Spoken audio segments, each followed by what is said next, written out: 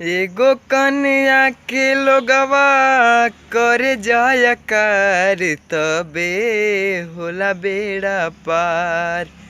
एगो कन्या के लोगवा करे जयकार तबे होला बेड़ा पार।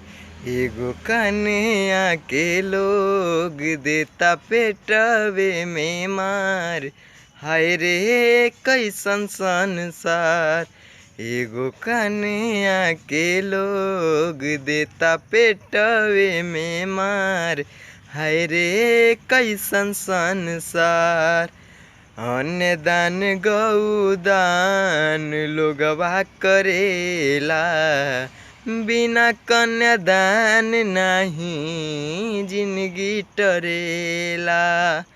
अन्न दान गौ दान लोगवा करेला, बिना कन्यादान नहीं जिंदगी टरेला।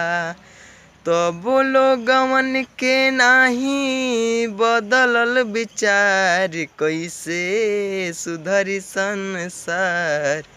एगो कन्या के लोग देता पेटवे में मार।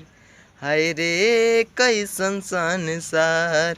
एगो कन्या के लोग देता पेटवे में मार। हाय रे कैसन संसार।